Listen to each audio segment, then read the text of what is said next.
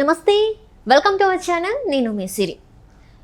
ఆంధ్రప్రదేశ్లో జగన్మోహన్ రెడ్డి గారు మళ్ళీ గెలుస్తారని చెప్పేసి తెలంగాణ మాజీ ముఖ్యమంత్రి కల్వకుంట్ల చంద్రశేఖరరావు గారు అయితే జోషం చెప్తున్నారు. సో దీనికి సంబంధించి మనకు వివరించడానికి మనతో పాటు ఉన్నారు ప్రముఖ సీనియర్ జర్నలిస్ట్ డివిఎస్ గారు. నమస్కారం సార్. నమస్తే సార్, నిన్న జరిగిన ఒక టీవీ ఇంటర్వ్యూలో మాజీ ముఖ్యమంత్రి గారు కేసీఆర్ గారు అయితే కొన్ని వ్యాఖ్యలు చేయడం జరిగింది. అది కూడా ఏపీ ముఖ్యమంత్రి గారి పైన. మళ్ళీ ఇప్పుడు జరిగే ఎలక్షన్స్లో మళ్ళీ జగన్మోహన్ రెడ్డి గారే గెలుస్తారని చెప్పేసి అయితే జోషం చెప్పడం జరిగింది. అంటే ఎందుకు అలా చెప్తున్నారు? ఎందుకంటే ఆల్రెడీ ఇక్కడ తను ఓడిపోయారు, కానీ అక్కడ మాత్రం ఖచ్చితంగా జగన్మోహన్ రెడ్డి గారు గెలుస్తారు అని చెప్పేసి అయితే అంటున్నారు. దీన్ని అసలు ఎలా చూడాలంటారు?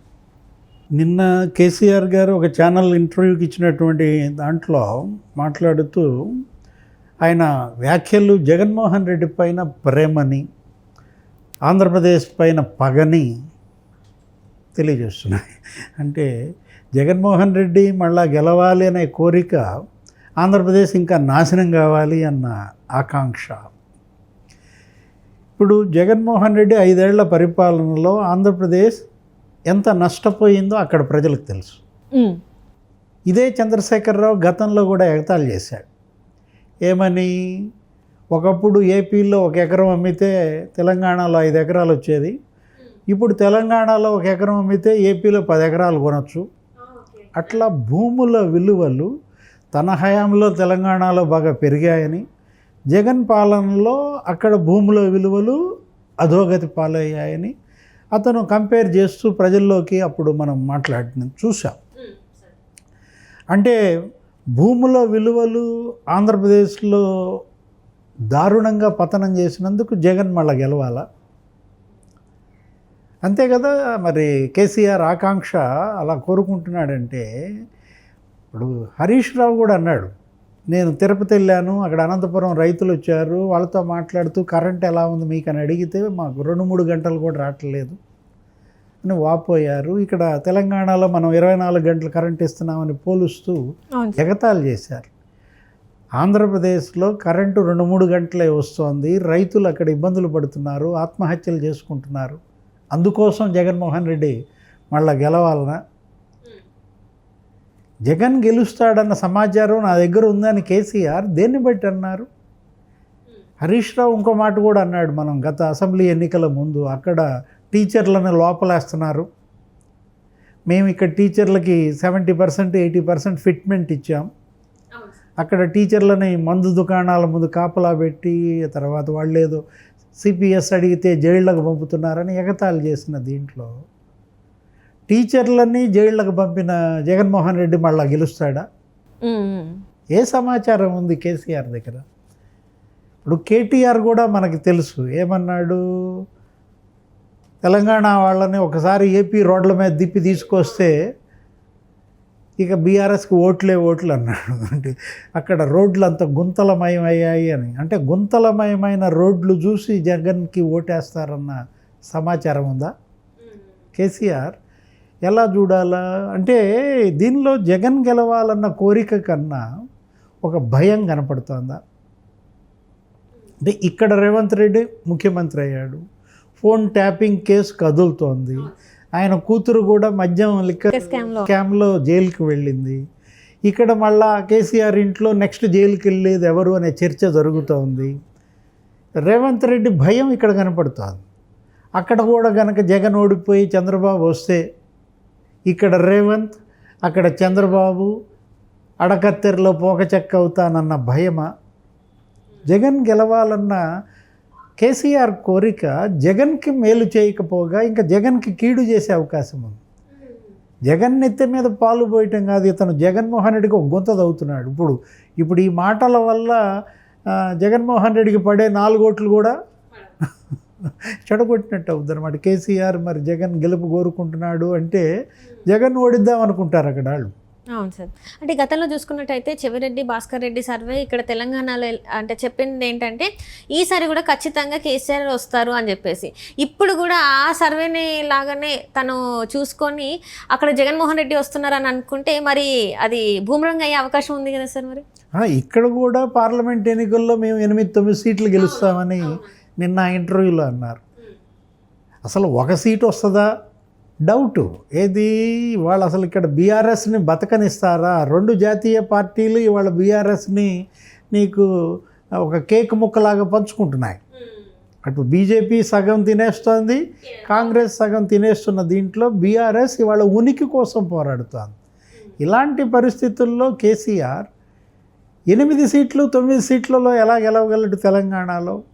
అంటే చెవిరెడ్డి గతంలో చేసిన సర్వేలు కూడా 100 సీట్లలో గెలుస్తున్నాం, 119 సీట్లలో 100 గెలిచేస్తున్నాం అన్న సర్వే, అందులో ఎంత వాస్తవికత ఉందో ఇప్పుడు కేసీఆర్ మాటల్లో కూడా అంతే వాస్తవికత ఉందన్నమాట. ఇప్పటికైనా కేసీఆర్ తన ఓటమి ఎందుకు జరిగింది, బీఆర్ఎస్ ఎక్కడ తప్పు చేసింది, ప్రజల నాడి పట్టుకోవడంలో ఎక్కడ విఫలమయ్యాం, ప్రజలకు ఎందుకు దూరం అయ్యాం అనే దాంట్లో ఇప్పటికీ ఈ 4 నెలల్లో ఇంతవరకు సరైన సమీక్షే చేయలేదు. బీఆర్ఎస్ మళ్ళా ఏ విధంగా ఇక్కడ మనుగడ, ఒకవైపేమో కూతురు కవిత తీహార్ జైల్లో 40 రోజులు అవుతారు. 40 రోజులుగా జైల్లో కూతురుంటే వెళ్ళి పలకరించని తండ్రి ఉంటాడా? అంటే అది అసలు కుంభకోణమే కాదంటున్నారు కదా సార్. అసలు నువ్వు వెళ్ళాలి కదా. ఇప్పుడు కేసీఆర్ కవిత దగ్గరికి కనీసం పలకరించడానికి ములాఖత్కి ఇంతవరకు వెళ్ళలేదంటే అంటే కవిత తప్పు చేసిందని తండ్రి ఒప్పుకుంటున్నట్ట? కడిగిన ముత్యంలాగా నేను బయటికి తీసుకొస్తానని చెప్పేసి నిన్న చెప్పడం జరిగింది. మరి అందుకోసమే ఇంకా వెయిట్ చేస్తున్నారు. ఆమె ఎలాంటి తప్పు చేయలేదు, అసలు కుంభకోణమే కాదు, నా కూతురు ఎలాంటి తప్పు చేయలేదు, కావాలనేది ఇరికిస్తున్నారు అని చెప్పేసి తను మాట్లాడుతున్నారు. మరి ఇందులో వాస్తవం ఏ విధంగా అయితే ఫామ్ హౌస్లో బిఎల్ సంతోష్, రామచంద్ర భారతి వాళ్ళ నలుగురిని ఇరికిచ్చినట్టు కవితను కూడా ఇరికిచ్చారనా? అంటే ఇప్పుడు ఆ రోజు మనం చూసాం పైలట్ రోహిత్ రెడ్డి అక్కడ ఫామ్ హౌస్లో ఎలా జరిగింది ఏంటి. బీజేపీ వాళ్ళు ఏదో వీళ్ళ ఎమ్మెల్యేలను కొనుగోళ్ళు చేయాలని అక్కడ చూసినట్టు, వాళ్ళని ఏదో పట్టించినట్టు, ఏదో ఒక పెద్ద కాక్ అండ్ బుల్ స్టోరీ అది కాస్త బెడిసి కొట్టింది. ఇప్పుడు ఇవాళ మద్యం కుంభకోణంలో కవిత పీకల్లోతు కూరుకుపోయిన పరిస్థితుల్లో కవిత ఒకటే కాదుగా, కుట్ర కవిత మీదే జరిగిందా? అక్కడ అసలు సాక్షాత్తు ఢిల్లీ ముఖ్యమంత్రే జైల్లో ఉన్నారు, ఉప ముఖ్యమంత్రి సిసోడియా సంవత్సరం నుంచి జైల్లోనే ఉన్నాడు.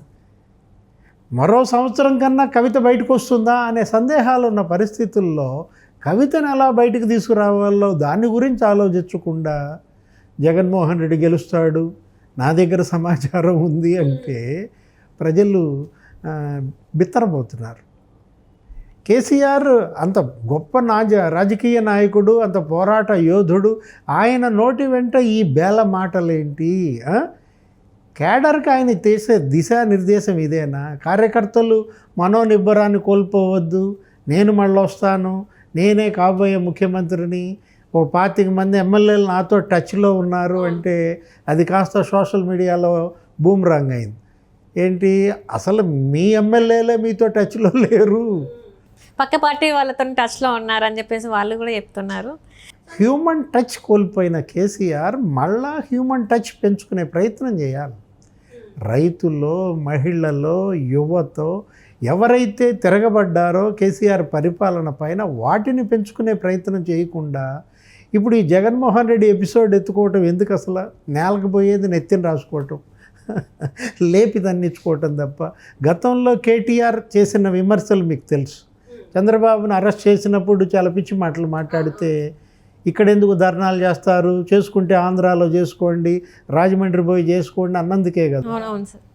ఆంధ్ర మూలాలున్న ఓటర్లు అందరిలో, చంద్రబాబు అభిమానుల్లో, తెలుగుదేశం కార్యకర్తల్లో బీఆర్ఎస్ పైన అంత వ్యతిరేకత వచ్చింది కేటీఆర్ వల్ల. చంద్రబాబు అరెస్ట్ పట్ల వీళ్ళు చేసినటువంటి ఆ ఎపిసోడ్ పూర్తిగా ఏ విధంగా వ్యతిరేకత వచ్చిందో మనం చూసాం. మళ్ళా ఇప్పుడు జగన్మోహన్ రెడ్డి గెలుపు గురించి మాట్లాడితే రేపటి పార్లమెంట్ ఎన్నికల్లో సేమ్ సీన్ మళ్ళీ రిపీట్ అవుతుంది. Right sir, thank you so much sir.